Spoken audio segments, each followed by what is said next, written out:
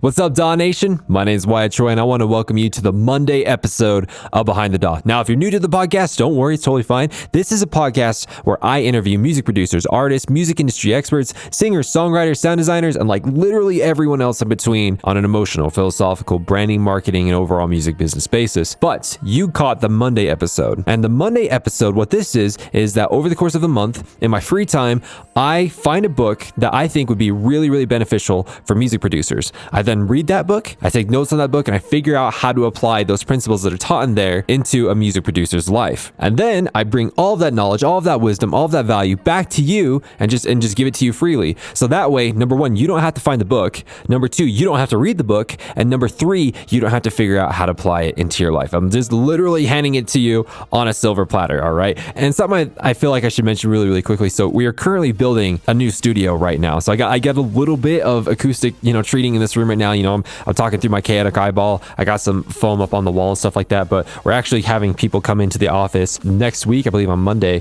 And well, actually, I guess the day that this releases, that's cool. Building a wall, and we're going to wall it off and get it all like acoustically treated and everything. But so if you hear more reverb than normal, I apologize for that. If you hear more echo than normal, I apologize for that. Within a couple of weeks, that's going to be all taken care of. They're not going to happen anymore. So again, I apologize for that. But with that being said, DAW Nation, so we are in week 2 of going over The Compound Effect by Darren Hardy. And unfortunately, this type of episode was inevitably going to happen, eventually. And this type of episode, basically, as we're going through and reading the books and we're finding good things to apply to our lives, eventually we were going to stumble upon a concept, a theme, an ideology that was not only that we didn't agree with, but something that is profoundly wrong, that is so detrimental to one's mental health that I have to bring it up. So there's certain things that Darren Hardy talks about inside of the book. I gotta admit, it's not even opinion. It is, this is fact. There are things that are said in the book that is not only wrong, but extremely detrimental for people to hear and to believe. And so, I just want you to know, going into this full disclaimer, that this episode is going to get very, very, very, very, very real and probably very, very, very heated, because this is over a subject that I am very well versed in and very passionate about. And so I just want you to know, just full disclaimer, this isn't going to be like the normal lucky go happy, super motivating type of episode. And that's okay. Sometimes we need these type of episodes when we talk about the real stuff, the dark stuff. But there's something I do want to say with this, is that please, I'm like borderline pleading with you to listen to this. I know on the surface you may be like, well, wait, I'm here to learn about music production stuff. I'm here to learn how to be a musician, how to do this, that, and the other. I promise you that the information that is going to be brought up in this type of episode is actually going to be very beneficial to you, and either currently or in the long run. We got to remember, when we're making music, when we're trying to create art, when we're trying to create music that is like the literal audio version of our souls, we need to have things set in place where it's okay for those emotions to come out, and it's okay, and we need to have things set in place where we know the things that are going on in our minds, and we need to take care of our mental health and so on and so forth. And so I just want you to know that what is going to be taught, absolutely 100%, without a shadow of a doubt, completely is meant for music producers. In fact, it's meant for anyone in general, for singers, for songwriters, for literally quilters, Olympic swimmers. It doesn't matter who you are. This type of episode is for everyone, and it will only help you along your path. It'll only help you along your journey, along your music production journey, along your musicianship journey, your singer, your songwriter journey, all that kind of stuff. So please just know that there is a lot of value in there, and it will tie back to you and your music career. But before we get into this, the super deep stuff, the really, really kind of, I guess you kind of say the darkness, so to say, before we get into that, I do want to announce the DAW Nation Weekly Citizen Award. And usually I announce them at the end of the episode, but because of the nature of this episode, I don't want to walk down kind of this darker path, this kind of serious stuff, and then just at the end be like, and by the way, guess who wins the DAW? I don't want to do that. So I kind of want to be respectful to the emotions and the topics that we're going to be talking about. So if you don't know, if it's the first time to the podcast and you don't know what the DAW Nation Weekly Citizen Award is, basically over the course of a week, I keep my eyes peeled and my ears to the ground of people that are really doing amazing things for DAW Nation. If they leave a really great review on iTunes, if they tag me in a really great Instagram story, leave a really great comment on a video, send me a really great DM or an email or something of that nature. And whoever wins this either gets one of two things. They can either get an hour-long free private lesson with me. We can go over music marketing or sound design, music production, whatever you want to go over,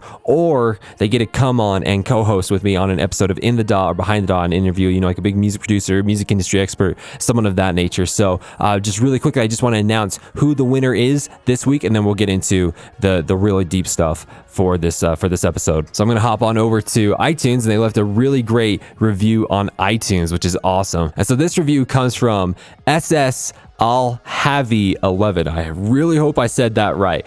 But SS Al-Havi 11 says, Behind the DAW is the best music podcast on the market today, with everything from in-depth technical production advice to super valuable packed interviews with some of the top producers in the industry. This podcast is your one-stop shop for everything you need to move forward in your music career. Give it a listen. You will not be disappointed. SS Al-Havi 11, you're freaking awesome. That's amazing. Thank you so much. Go ahead, get in contact with me, and you can have one of those two things, either the private lesson with me, or you can come on an episode of In the DAW, Behind the DAW. By the way, we're getting close to the end of the year, and if you win multiple DAW Nation Weekly Citizen Awards, you get the DAW Nation Medal of Honor, which basically that award gives you all of the products that we've launched that year for free. So like the school-based, this Ableton course that's coming up, called the Serum Masterclass, the Griffin course, you get all of it for free. Thank you so much, SS Al-Havi 11, and I will be keeping my eyes peeled for next week for the next winner. So thank you so much for that. And so now that we got that out of the way, now we can actually get into the deep stuff this week, the meat of the conversation, and be prepared to go over some really emotional, really deep, arguably dark concepts. This is gonna be a heck of an episode, ladies and gentlemen. All right. So honestly, I don't really have a proper segue into what we're talking about. So I guess we're just gonna have to dive into the deep end. Okay. First off, I just want to say that there is a lot of good things in this book. There are a lot of good concepts that Darren Hardy talks about that I really do truly believe, like, they logically make sense. They factually make sense. And there's some things that I haven't yet proven, but it seems like they would make complete sense. And I do believe in them. But there's this one thing inside of here. There's this one blaring concept that not only can I not agree with, I morally can't just let it go unchecked. The concept that Darren Hardy is I believe he's trying to talk about is taking responsibility for your actions. That if you look at your life and you look at the bad things that are going on in your life, the bad habits that you have, the bad situations that you're in, like 97% of the time, it could be tied back to you making bad choices. And so therefore, if you made the bad choices, you should own up to that and do the requisite work and take responsibility for what's going on in order to make it better. Now, we'll go deeper into that in a second. But what I'm talking about is that Darren Hardy took this concept way too far. And again, it's not only something I disagree with, but it's something that I'm passionately against. And I believe that it's detrimental to people reading the book or listening to the podcast, and then they go read the book because they're listening to the podcast. And so I want to talk about why something like this is so passionate to me. And this is going to be on a very vulnerable note. I can honestly say that this episode of Behind the DAW is the most vulnerable I've ever been on an episode before. And so when I was in high school, I struggled a lot with anxiety and depression and feelings of suicide and things of that nature. And we'll talk about why later on in the podcast. When that happens, I was constantly reaching out for help from people, whether it be relatives or professionals or whatever. And what I got in return, some of the advice and some of the techniques and strategies that I got in return were portrayed to me as doctrine, as absolute truths that would be like anyone would just be a fool to battle against, to say was wrong, to question. But the problem is that when you walk down those paths and you find out that those quote unquote absolute truths aren't in fact absolute truths, they're actually just opinions. For someone who is in a very delicate mind state, this could do decades worth of damage. This could take lives. And so I am not okay knowing that there are these types of mentalities out there that could be extremely detrimental to people that are in these mind states or in these type of situations, but people are portraying them as doctrine. They are portraying them as absolute truths.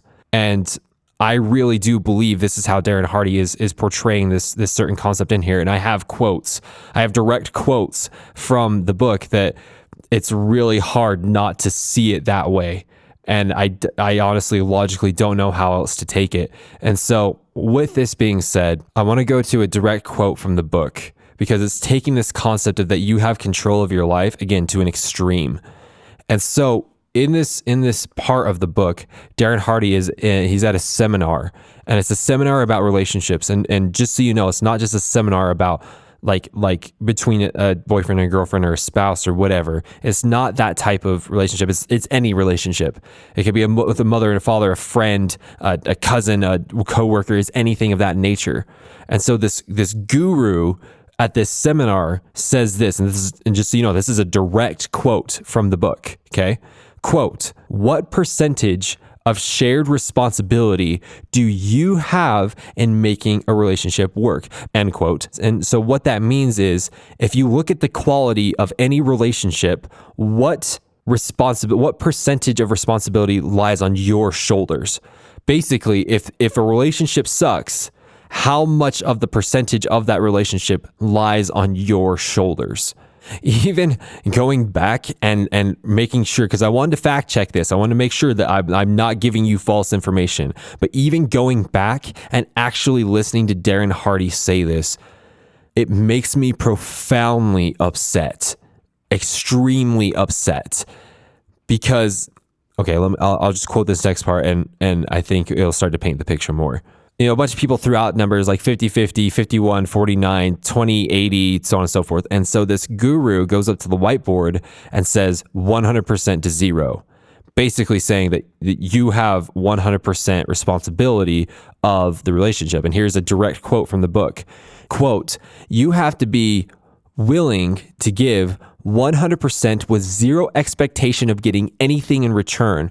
Only when you are willing to give 100% responsibility for making the relationship work will it work." I'm going to try very hard to separate Darren Hardy from this situation, because Darren Hardy seems like a really good guy, and he has a lot of good stuff in this book, and I will respect him as a person. But I want you to know that I'm about to go for the throat with I'm going in for the kill with this ideology. So I want you to know that what I'm about to say is not an attack on Darren Hardy, but an attack on this ideology. This is actually literally currently fighting for the most stupid thing I have ever heard in my life. It is actually literally fighting for one of the most detrimental mindsets that I've ever heard about in my entire life. Before I even really get into really like demonstrating why this is not okay, I took the liberty of going onto the internet and searching on some of the most well-known domestic violence sites. Basically, these sites are to help people that are in domestic violence relationships, abusive relationships. And I found a guide, a literal guide that would tell you if you are in an abusive relationship, any type of abusive relationship, whether it's parental or spouse or however. And guess what? Here's a direct quote. This is the second thing that is brought up in this guide, in this kind of self-checklist to see if you are in an abusive relationship, okay? So just remember, I'm going to quote what is said in the book one more time, and then I'm going to quote what is said on this one of the highest rated domestic violence sites in the world, okay? The quote is from the book, quote: "You have to be willing to give 100% with zero expectations of getting anything in return. Only when you are willing to take 100% responsibility for making the relationship work will it work." Okay, so now here's the quote from the domestic violence site. First off, it says, this is one of the signs that you are in an abusive relationship. It says, you tell yourself that you just have to try harder. Quote, there's no doubt that relationships take work, but that work has to come from both parties. Relationships are about coming together through love and understanding, and that doesn't happen by pinning someone as wrong or bad. It happens by understanding each other and seeking a solution that gives both of you peace of mind. We go further on in the book. Here's another quote. Here's a direct quote from the book that comes right after that first quote that I said. It says, quote, if I always take 100% responsibility for everything that I experience, completely owning all of my experiences, I hold the power. Everything is up to me, end quote. And here's another quote from the domestic violence site, where again, this is one of the most well-known domestic violence abuse sites in the world. This says, quote, if you are saying things to yourself, nothing you do is ever good enough, then you are in an abusive relationship. You really try to give your best, but you still fail your partner nearly every single day. You've worked so hard to be a better partner, but every issue in your relationship gets pinned on the things you are or aren't doing. Now, I feel like the quotes that I brought up from the compound effect are pretty damning. And I feel like the opposing quotes that I brought up from one of the highest rated domestic violence sites in the entire world were pretty convincing. But I want to take it a step further. I want to take it a step further and make sure that there is no grounds left and no question left in my mind or anyone else's mind that this mind state is okay. I want to make sure that we absolutely obliterate this. So let's make an analogy. Let's say there's Bob. Bob has a drug-addicted mother. And ever since Bob was a child, his mother has not only been doing drugs, but she's been doing drugs near him and affecting him that way. Not only that, but Bob's mother physically abuses him. She beats the living crap out of Bob. Not only on top of that, she emotionally abuses him. Not only on top of that, she sexually abuses him. Not only on top of that, she starves him. She leaves him out in the cold. He has literally gained handicaps, physical handicaps, by how she has treated him, not even to mention all the mental scars. So what you're telling me is that I have to look Bob in the face and tell him that the quality of the relationship between him and his mother completely rests on Bob's shoulders? Are you freaking kidding me? Are you telling me that if there is a husband and a wife and the husband is an alcoholic, beats the crap out of the wife, cheats on her, even though she is a dang good wife, and has never been unfaithful to him, you're telling me that that wife is supposed to believe that the quality of the relationship that she has with that crap husband sits squarely on her shoulders? Is that what you're telling me? Do you have any idea if someone was like Bob, or like the woman with the terrible husband, and they hear something like that? They're trying so freaking hard just to make it through the day, and then they hear from someone that is supposed to be a well-respected figure, someone that is supposed to have a lot of answers, that is supposed to be, a very reliable source for making your life better, when they hear someone that says, guess what? Everything that you are experiencing right now with your relationship sits squarely on your shoulders. The quality of the relationship sits squarely on your shoulders. This is absolutely asinine. This is garbage. This is actual literal abuse of the highest level. Because I think I understand what Darren Hardy is trying to say here. I think I understand what he's trying to say. He's trying to say that if you own up to your actions, he's trying to say that you do have control of your actions. The problem with what he is saying, the way that he phrased it, is that he lumped 3 other concepts into what he was saying that you don't actually have control over, okay? Because the first thing that he's talking about is the control of your own choices. The second thing is the control of your consequences. The third thing is the control of other people's choices. And the fourth thing is the control of other people's consequences. The reality is that you only have control of one of those things, and it is the control of your choices. You don't even have control of your own consequences. You don't. You are mortal. You do not have the control of your consequences. consequences. You cannot say, hey, I'm going to choose to eat healthy and take my vitamins, and I know that I will not get cancer. You can't control that. That is something that is outside of your control. You cannot control those consequences. You can create a ground where it is most likely for certain consequences to happen, but you cannot control your consequences. You can't say, just because I choose to do this one thing, therefore this other thing will have to happen. That is not how reality works. If you don't even have control of your own consequences, how the heck are you supposed to control someone else's choices or their consequences? How are you supposed to live your life and make your choices and expect someone else to follow suit or to conform their life around your choices? Because that is what is being said. If you only take responsibility for the relationship and make the choices and make the choices in order for the relationship to work, then the other person's hand will be forced. It will be forced, and they will have to start working on that relationship. They'll have to stop cheating on you. They will have to go to rehab and go to their AA meetings. They will have to do this, that, and the other. Well, that is absolutely false. In fact, I truly hope that no one in listening to the Behind the Dot episode right now is a rape victim, but this concept of false control of over consequences and actions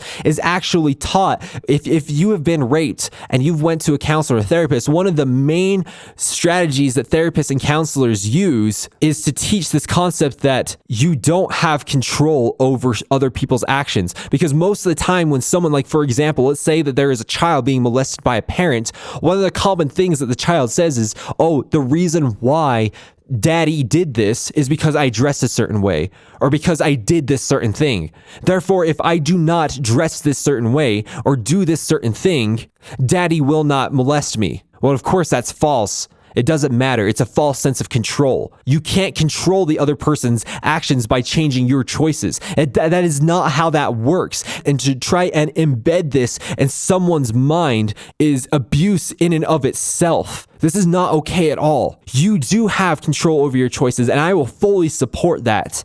And I will fully support the ideology that 97% of where you are in your life and the results that you are getting lay squarely on your shoulders. But you need to understand that if you are in an abusive relationship, if you have an abusive father, if you have been raped or molested or beaten or in any form of domestic violence at all, if you have been cheated on at all in any fashion or another, it is not your fault. And you do not need to take that onto your shoulders. And if I'm being real, DAW Nation, I contemplated recording this episode. In fact, I'm like, I don't even know. I'm like 30 minutes into this episode, recording this episode, and I've contemplated multiple times taking it down, just because, like this seems a little too vulnerable, a little too real for what we have going on, and it's uncomfortable for me to be this vulnerable with this kind of stuff. But how on earth am I supposed to run a podcast that is focused around being emotionally intelligent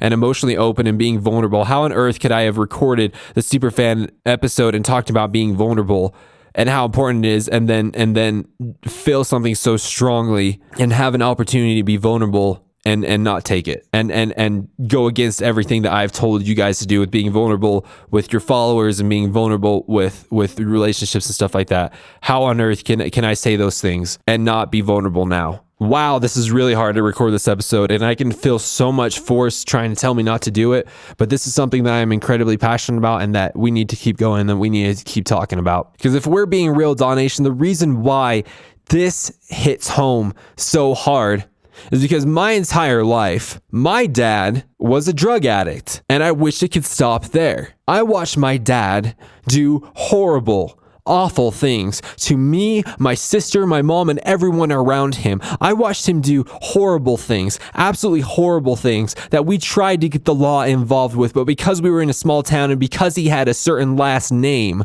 they wouldn't even touch him. They wouldn't even think about it. In fact, he beat the crap out of me when I was 15 years old, and I got all the charges, went for it, and I went to jail. A 40-year-old man beat the crap out of a 15-year-old kid, and I went to jail. I am very well versed with elders, with family members, with teachers, with people telling me that the quality of the relationship that I have with my father falls squarely on my shoulders. I feel so strongly that there is someone that needs to hear this message, that needs to know my thoughts, my feelings, and my experiences of everything like that. And I don't know who you are. I just want you to know that trying to put this podcast together is one of the most painful things I've ever done, to really be this vulnerable and put myself out like this. But I want you to know that I'm going to do my best to man up and do this, because I have a very strong feeling that there is someone that really needs to hear this. And I'm going to sacrifice my comfort, my comfortability, my sanctuary, my mental sanctuary that I built up over the last couple of years.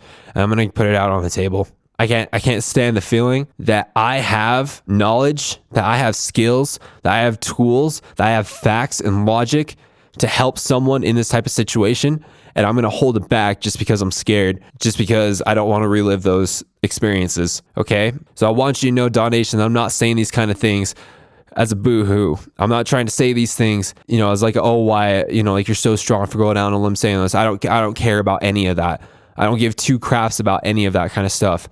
I really do truly feel, and I had this feeling since I've listened to the book, that there is someone that is listening to this podcast right now that really needs to hear this, that is in this type of relationship. Maybe it's with a parent, maybe it's with a spouse, maybe it's with a coworker, maybe it's with a aunt and uncle or whatever, that they're going through something like this, and they have this type of mentality that's been told to them, that everything about the relationship is sitting squarely on their shoulders, and it's an absolute bunch of crap. Because when I was 16, 17, and 18, when I really started to understand the depth of what my dad was doing to all of us, and I had family members, I had best friends, I had teachers, heck, I even had counselors that told me that the reason why he was doing this was actually because of me, because of someone that wasn't even legally defined as an adult, because of a child. I can't even begin to explain the crater in the mind, the depth, the depression, the anxiety, the stress, the wants for suicide that caused. And I want you to know that if anyone ever tells you this type of mindset, that you are 100% responsible for a relationship like this, it is an absolute bunch of crap, and you are more than welcome to play this podcast to them and to have me yell at them for you. I'm more than happy to do that, because no one deserves to live through life believing that type of garbage. DAW Nation, I want you to know these type of episodes are not going to happen this often. Not very, very rarely do we stumble upon a concept like this, but I want you to know that when it's something that I am insanely passionate about, and I feel like I really need to record it to help someone, I'm going to do it. So if this is a little too real, if this is a little too deep, if this is a little too emotional, I would even say if it's a little too cringy, if it's a little too cringy for you, hey, I want you to know that I completely understand, and that's okay. And I would never force you to listen to something like this. But if someone is listening to this and they are really, really struggling, I want you to know that I 100% back you up, and I'm ready to help you with anything. I'm ready to give you the emotional support and everything that you need, because there is only a few people in my life that were actually there for me like that. And that's honestly, I believe, one of the reasons why I'm still here, is because they actually gave me the truth, the undeniable, undividable truth, that if you are being abused, if you have an abusive father, if you have an abusive mother, if you're in an abusive relationship of any fashion, it does not mean that it sits squarely on your shoulders. And again, DAW Nation, someone could be listening to this episode right now and they're just like, whoa, Wyatt took it way too far. He took it way too far. That's not what Darren Hardy was talking about. Wyatt kind of, he took it way too far. And I understand that. I understand, like I said from the beginning, I don't think that this is what Darren Hardy was trying to say. I don't think this is what he was trying to say. Morally, it eats me inside to know that there is a popular book like this, that of course there are people that are being abused, and of course there's people that are in abusive relationships that are going to read this book, and then they're going to read that part of the book, and it is going to send them into an emotionally tumultuous place. And I couldn't morally be making these type of episodes about the compound effect, and knowing that I have the information that I do, the evidences that I do, the experiences that I do, and not bring that up. There's just no way that morally I could do that. And so I want you to know, I know that he probably wasn't trying to say those things, but I feel like it is my responsibility to make sure that the ground is completely clear and everyone knows that this mindset is not okay. And it has never been okay, and it will never be okay. In fact, a couple years ago, Kylie and I were taking this marriage class that was provided by our church, that we just stumbled upon this class, okay? It was honestly one of the most beautifully serendipitous things that ever happened. The person that was teaching in class was a full-time marriage therapist. He taught about this concept of preventing resentment. Resentment is one of the most vile and vicious and venomous things that you could ever put into your body. Resentment happens when you have a relationship. Again, it doesn't matter. It doesn't matter any relationship you have. It doesn't matter if it's a brother, a wife, a spouse, a friend, a coworker. It doesn't matter. The way that he explained it was like this, okay? Picture a football field. And at the 50-yard line, right, we're going to split the football field in two, right? There's the left side and the right side. It splits in half at the 50-yard line, okay? On one side of the field is you. And on the other side of the field is the person that you are in a relationship with.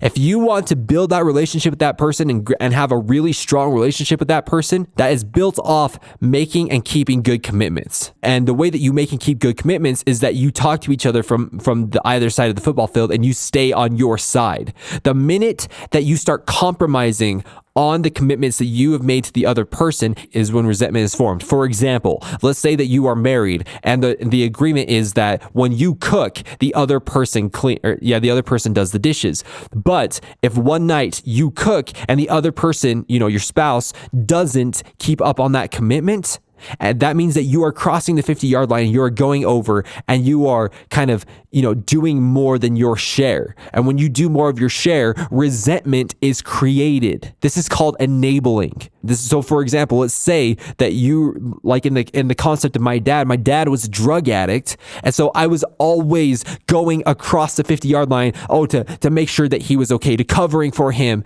with when coworkers came over and wondering where he was, hiding stuff from my mom so that she didn't see what was happening, all this kind of stuff. I was enabling him. I was making him want to do it more. I was making it easier for him to do it more. And I can't even begin to explain the sheer amount of resentment that came towards my dad that I am still dealing with to this day. So this is coming from a very well-known therapist that is very, very, very good, and it makes an insane amount of sense. So no, this concept that, quote, if I always take 100% of responsibility for everything that I experience, completely owning all my experiences, I hold the power, everything is up to me, end quote. No, I cannot agree with that. I cannot morally agree with that. I actually think that is one of the most emotionally tumultuous things that I have ever heard in my entire life. So no, it is not okay. On top of all of this, though, DAW Nation, is that there is truth to the madness of what he is saying. And this is in the latter half of the chapter, he actually goes in and he actually says some certain things that actually fall into what I agree with. He goes in, he starts talking about your power to control your choices, which will most likely affect your consequences. But again, you can't control your consequences. You can make choices where certain consequences are most likely going to happen, but you cannot control your consequences. So for example, if someone comes up to me and they say, I don't have enough time to produce music, this more than likely falls completely on the shoulders of the person, because it's like, wait, well, hold up. What choices are you making? I can almost guarantee that if we go through your life, we will find the choices that you are making that is not allowing you to produce music. Maybe you're playing video games for 4 hours a day. Maybe when you get home from work, you're just too tired to do so, and so you just want to sleep. Maybe in that instance, maybe you need to find something that will healthily rejuvenate you so that you can produce when you get home. Maybe you're so stressed out with school, this, that, and the other. It's like, well, maybe you need to start cutting some things out of your life that you don't really need. Maybe you need to stop going to the club every weekend and partying. Maybe you need to stop smoking weed on the weekend and actually work on the things that matter. Maybe you need to go to counseling in order to work through these hard things that you're going through in order so that you can produce music better. Most of the reasons, I'm going to say, when I say most, I mean like seriously, 97% of the reasons why people bring up why they don't have enough time to produce music. Again, it's like, well, hold up. I can almost bet you anything that we can trace them back to some bad choices that you are making. And if we change those choices, it will most likely yield a consequence where you have more time to do music. And it's the same with anything. It could be the same with your health. Oh, I'm not healthy because I don't have money. Well, hold up. I'm pretty sure you're making choices right now because you didn't have money. Didn't you choose the profession that you went into? Don't you choose where every single dollar in your bank account goes every single month? Don't you choose to buy certain fast foods instead of going and buying something healthy like a head of broccoli? Don't you choose that? And so I understand in the second part of the chapter where he's talking about owning up to the choices that you make. And I agree with that. And whenever there is something going bad in my life, the first thought that I have come to my mind is that there is a high possibility that because of where I'm at, the pain that I'm feeling, the frustration that I'm feeling, the stress that I'm feeling is because of my own choices. But the second thought that immediately follows through is that there is a chance, it's a small chance, but there is a chance that it is not my fault, the reason why I am feeling this way. And recently, I got two examples to actually prove and to back up exactly what I'm talking about. Over the last couple months, I have been profoundly stressed out. I have been profoundly stressed out with getting everything done, with doing all of these episodes, with keeping up with the school base, with keeping up with my own health, let alone taking care of two small children while my wife goes to school 3 days a week, and then me staying up extremely late every single night to take care, to make sure everything gets done. I have been extremely stressed out because of it. And one of the thoughts that immediately came into my head when I was going through all this is that this isn't fair. Why is this going on? Why does my life suck so much? I'm trying to do this good thing. I'm trying to provide all this content to help people out, to become better music producers, to help them out emotionally on their journey. I'm trying to provide these good concepts. I'm trying to make a living for me and my family so that me and my kids and my wife are taken care of, so that we have food on the table. I'm trying to do all this stuff. Why the heck am I being punished because of this? Why do I feel like crap? Why is this happening? This isn't my fault. Well, it took a couple months for me to actually realize what was going on, and I actually had to have that conversation with myself. I was like, well, wait, hold up. First off, I chose this life. I chose to go into this profession. I chose to go and be a partner with the school base with AU5. I chose to create In the DAW and Behind the DAW. I chose to start DAW Nation. I chose to get married and have children. I chose to say, yes, Kylie, you should totally go to school. I chose all of these things. So yes, every bit of this is actually sitting squarely on my shoulders. And in fact, I chose not to hire employees. I chose not to contract out work. I chose not to get a babysitter when it was crunch time and I really need to get things done. I chose not to get sleep, okay? I chose these things. Well, guess what? When I had that realization, it was like the heavens were opened and I understood things on a much, much, much, much, much deeper level. And guess what? I got 4 employees now. And they're taking care of a lot of stuff that was taking my time. And so I can actually enjoy my kids now. I can actually get sleep now. I can actually do these kind of podcasts. No, it's like, hey, it's okay. It's totally fine. I can send this over to Alex and he can edit it and everything's okay.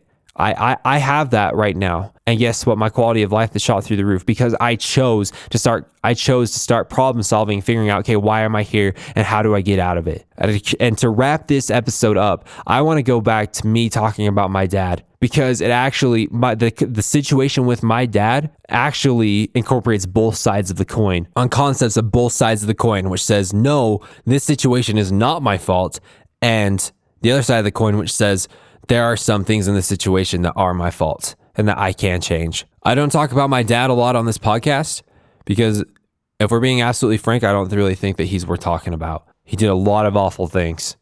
And now that I have a son, I have no idea how someone could ever do that to any human being, let alone a child. And I went through a lot of mental pain because of what he did. And I still do. I still do to this day. But when I was 17 years old and I had walked through the valley of death multiple times because of my dad, I was so sick of it. And I had to come to the grips that his decisions and the things that he was doing, the quality of the relationship that I had with my father was not just because it was sitting on my shoulders. It was not just sitting on my shoulders. It was heavily, heavily, heavily influenced by him. No one, no logical person could look a child in the face and say, there is no way that the quality of the relationship is your dad's fault.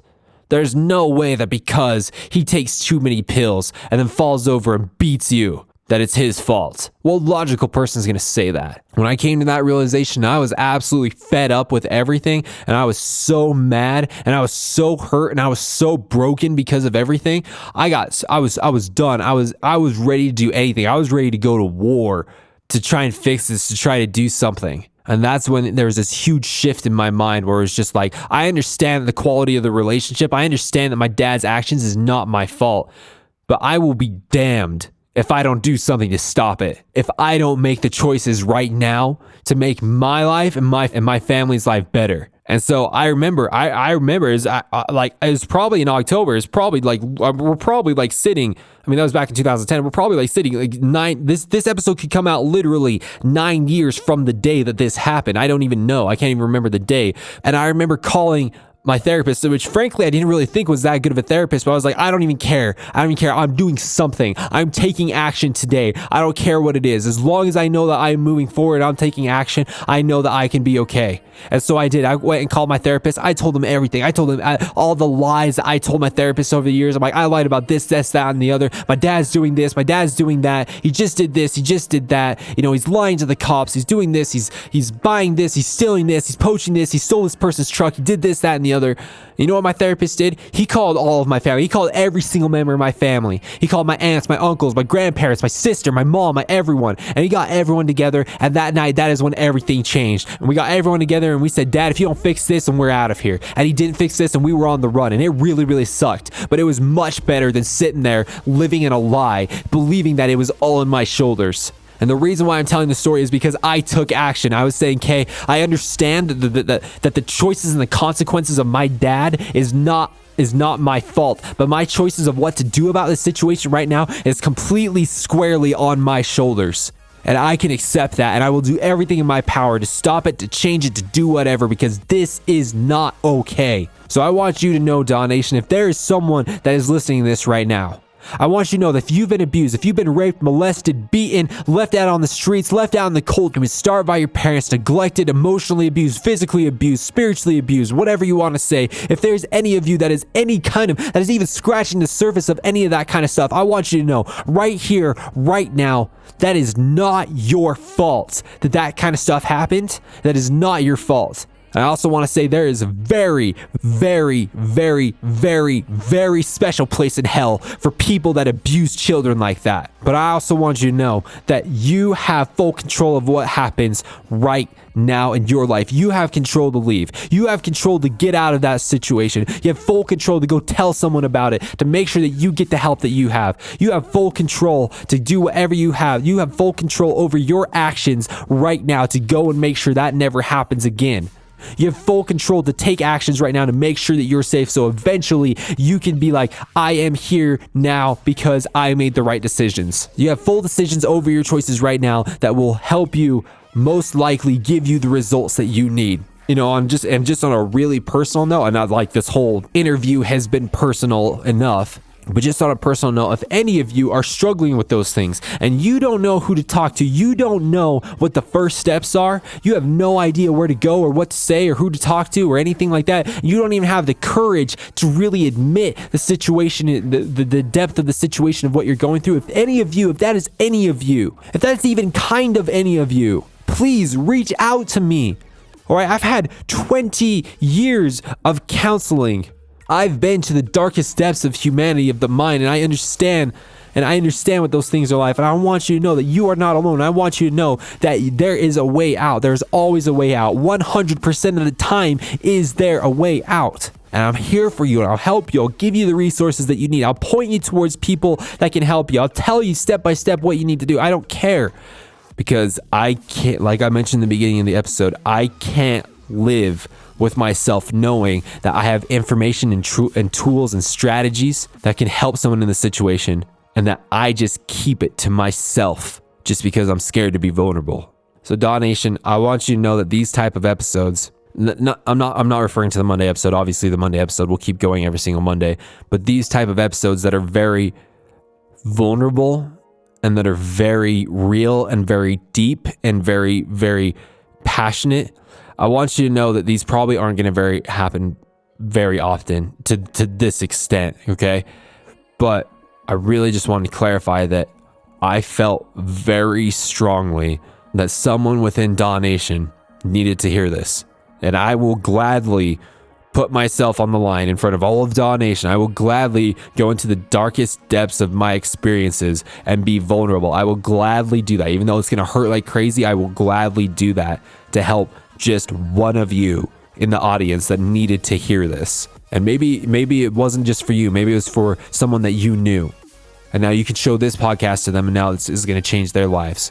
I honestly, I don't know which one it is, but I just want you to know that I will do that. I will stay true to my feelings and to my promptings and to the guidance that I feel within, that I feel like is guiding me to tell me to do these certain things. I want you to know that I'm going to stay true to that. And if there's something that I really do feel like is going to help you, DAW Nation, even though it's going to be painful for me, I'm going to stay true to that. Wow, that was really, really intense. And so if you're still with me to the end with this, I applaud you, and I really, really appreciate you sticking with me with this. And so to kind of just wrap this up, DAW Nation, it's kind of hard really going out on a limb like this and not knowing how anyone's going to take this. Okay, so if you could, I would really appreciate, either in the comments or in a direct message, an email, something like that, like what your thoughts are on this. Do you agree with the things that I've talked about today? Do you not? Are you struggling with the things that I've brought up? Have you been through similar experiences? This, that, and the other. Do you feel like I literally just took what Darren Hardy said way to extremes, and that's not what he was talking about, and I shouldn't even brought this up, and I should be ashamed? Is that your feelings? Because I right now I have no idea how this episode is going to come out and how it's going to affect people. So with that being said, listen, I really appreciate you guys. I really, really do. And I want you to know that this episode was made with absolute love, and it was made with the intent to help someone. And unfortunately, if I do lose followers because of it, it's just like, oh, wow, that was just too deep. That was just too vulnerable. It was too soapboxy. It was too boo-hooey. That's unfortunate that you feel that way, but I will respect your decision to leave, and that's okay. But for those who are staying in DAW Nation, I just want you to know that I will never go against that feeling inside. When I feel like I need to do something, I'm going to do it. And so DAW Nation, I would encourage you to do that too. If there's something inside that is telling you to do something, even though it's vulnerable, even though it hurts, I'd encourage you to follow through with that. So DAW Nation, I want you to know, guys, and I told you this in the first Monday episode, all right? I love you guys, okay? You are family to me, and I want to take care of you, and I'm going to do everything in my power to make sure that you're taking care of us. That's why we're putting out 2 episodes a week. We're cranking it up to 3 episodes a week. Maybe probably by the middle of 2020, we're going to have 4 episodes out a week. I just want you to know that I love you guys, and I'm doing everything I can to make sure that you are getting the truth, the absolute truth, not the opinions that will lead you down the wrong path, but the truth. And so I love you, DAW Nation. I really do. And I hope to see you back here for more episodes, but I can't wait to hear from all of you from all this. So have a fantastic day. You guys are all awesome. All right. Take care.